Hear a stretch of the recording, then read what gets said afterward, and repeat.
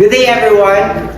Welcome po sa ating tutorial, and ngayon we're going to solve the brightest password problem last January 5, where a rectangular sheet of metal 12 cm is to be made a rain gutter by turning up two sides so that they are perpendicular to the sheet. How many centimeters should be turned up to give the gutter its greatest capacity? So, itong problem na to is all about maxima and minima. Maxima and minima. Sabi daw, meron daw tayong rectangular sheet na ang perimeter niya is equal to 12.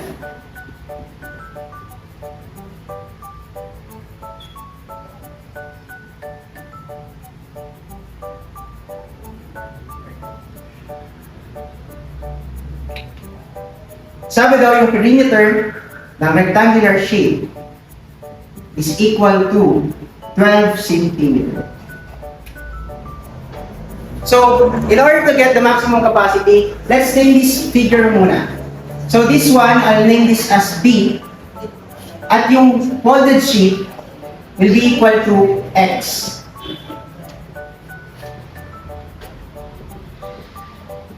Kung ito X, sinasabi daw, same lang naman yung ipo-fold natin, so ito X din to. Yan. So the perimeter will be equal to, perimeter ng rectangular sheet is equal to B plus X plus X. So B plus dalawang X. Then, B plus 2X will be equal to 12 cm since given naman ay 12 cm will be equal to B plus 2X. Then I'll reduce it in terms of B. So B will be equal to, ilalagay lang sa kabila yung 2X, so 12 minus 2X. This will be our equation 1. Sabi daw sa problem, we're going to get the maximum capacity of the rectangular rain gutter. So, in order to get that, we're going to get the area will be equal to base times height, or in this case, B times X. So, B times X. Since meron naman tayong given na value ng B, which is 12 minus 2X, pwede ko na yung palitan. So, area will be equal to 12 minus 2X times yung X. Then, simplify it, area will be equal to 12X, distribute lang yung X times negative 12 times 12, minus 2X times X equals to negative 2X squared. Then, in order to get the maximum capacity, we're going to derive this equation. So, derive the area in terms of X. So, dA in terms of X will be equal to, derivative of 12X is 12 lang, minus, derivative of 2X squared will be equal to 2 times 2X.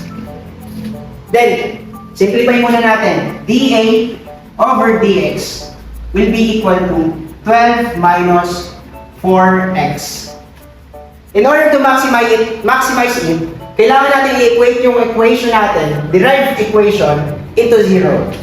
So, dA over dx will be equal to 0, equals to 12 minus 4x. 4x. Then, ilagay natin sa kabilang side yung negative 4x. So, magiging equation natin is 4x is equals to 12. Then, divide both sides by 4. Cancel yung 4. So, x will be equal to 3. Or, 3 cm. And this will be our final answer.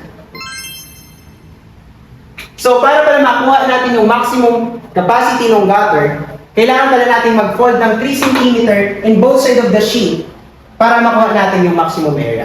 So, yun yung gagawin mo para makuha mo yung maximum capacity nito.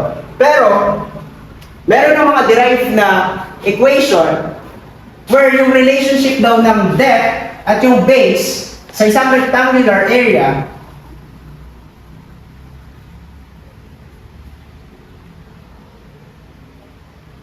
sabi daw, it is said that yung depth daw, para makuha yung maximum area nito, and yung base, yung relationship nila, yung base daw is equal lang naman daw sa dalawang depth.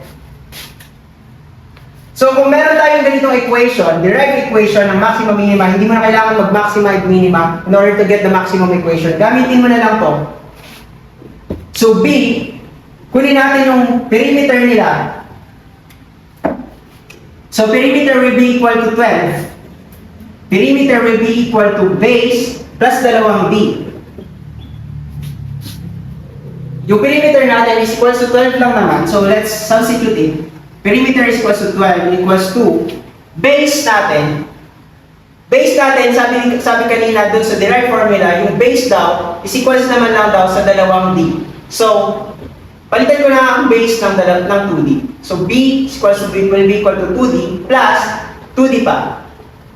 Then, simplify it. 12 is equals to 2D plus 2D is equals to 4D. Then, divide both sides by 4.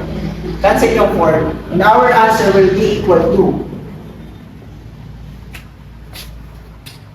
D is equals to 3 centimeter.